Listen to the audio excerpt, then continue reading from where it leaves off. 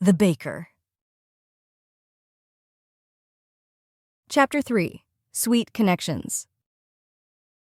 The morning sun painted streaks of golden light across the city as Alex made his way to Emma's bakery for the second time that week. He couldn't resist the allure of her delectable pastries and the warmth of her welcoming smile. As he stepped inside, the familiar aroma of freshly baked goods enveloped him like a comforting hug. Emma looked up from behind the counter, her eyes sparkling with delight at the sight of her returning customer. "Hey there, stranger. Back for more already?" Emma teased, her tone playful as she greeted Alex. Alex chuckled, feeling a sense of ease wash over him in Emma's presence. "You caught me. I couldn't resist the temptation of your irresistible pastries." Emma grinned, her laughter filling the bakery with its melodic cadence. "Well, who can blame you? I'd be lying if I said I didn't indulge in a few myself." As Alex placed his order, their banter flowed effortlessly, each quip and jest drawing them closer together. Their conversation meandered from playful teasing to hilarious anecdotes, leaving them both in stitches of laughter. "So, Alex, tell me, do you have a favorite pastry yet? Or are you still exploring your options?" Emma asked with a mischievous twinkle in her eye. Alex pretended to ponder the question, his hand on his chin in mock seriousness. It's a tough choice, but I think I'll have to go with the chocolate croissant. It's like a little slice of heaven in pastry form." Emma gasped dramatically, clutching her heart in mock horror. "Oh, the chocolate croissant? That's a bold choice. You do realize that you're setting the bar pretty high now, right?" Alex chuckled, playing along with Emma's theatrics. "I like to live dangerously. Besides, you know what they say, life is too short for bad pastries." Emma chuckled. "Oh, I see you've been taking notes," Alex grinned. "I try."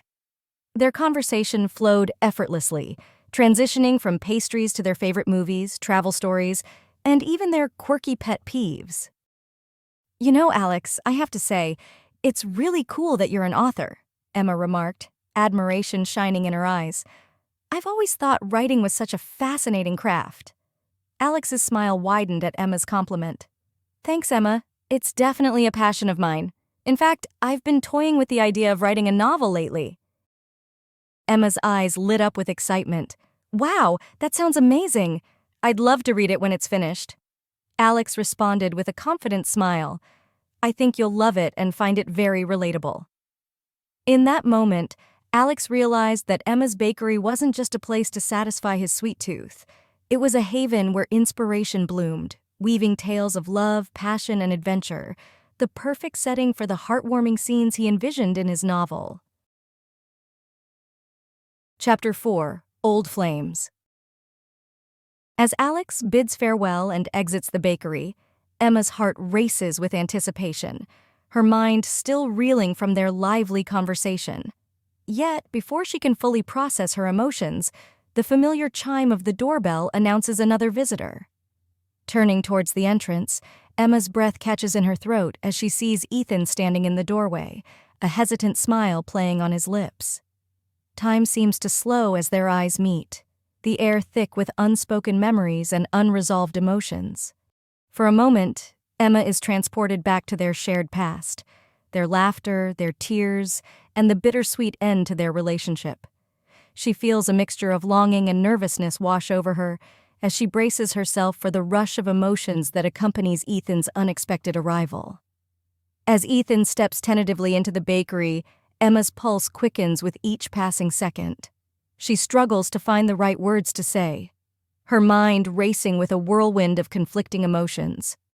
Part of her wants to embrace him, to relive the memories they once shared, while another part is wary of reopening old wounds. Caught between the past and the present, Emma feels a surge of nostalgia wash over her as she takes in Ethan's familiar face. Despite the passage of time, he still has the power to evoke a myriad of emotions within her, stirring up feelings she thought she had long buried.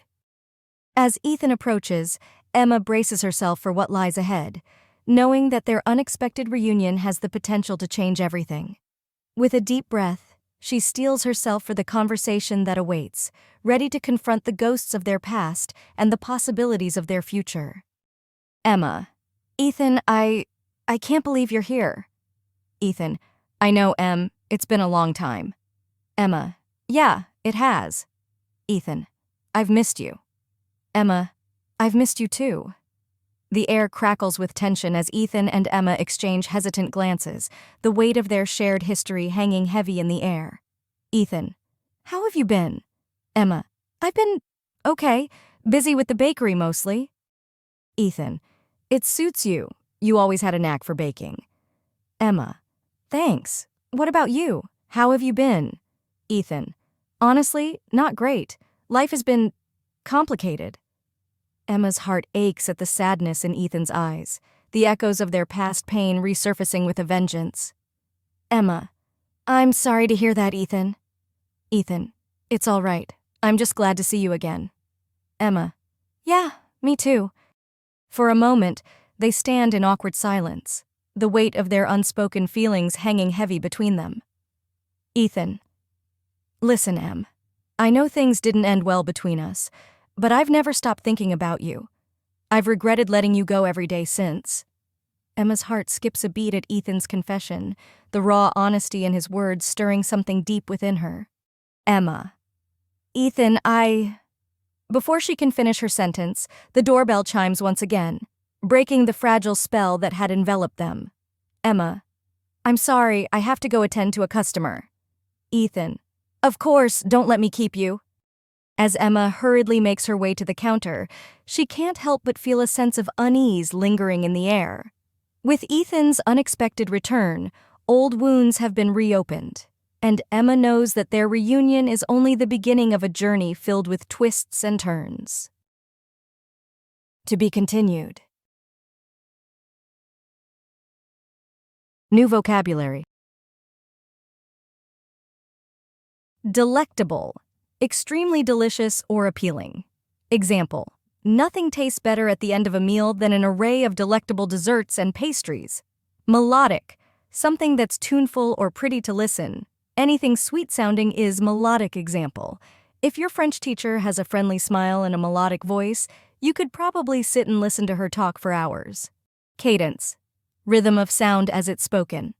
It can also refer to the rise and fall of someone's voice while speaking. Example, his voice had a lovely and relaxed cadence. Quip, a short, witty comment. Example, looks like the rain caught you without an umbrella again, she said with a quip, noticing her friend's soaked appearance as they met on the street. Jest, to make a joke or to engage in lighthearted banter. Example, it was said in jest. Another example, she often spoke in jest, teasing her friends with playful remarks and witty banter. Haven, a safe or peaceful place. Haven from. The garden was a haven from the noise and bustle of the city. Safe haven.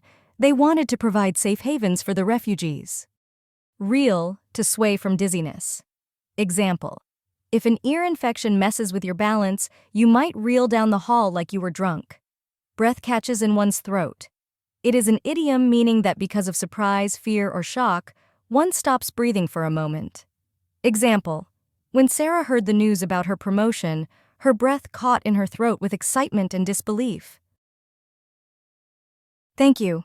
Don't forget to like, share, and subscribe for more videos.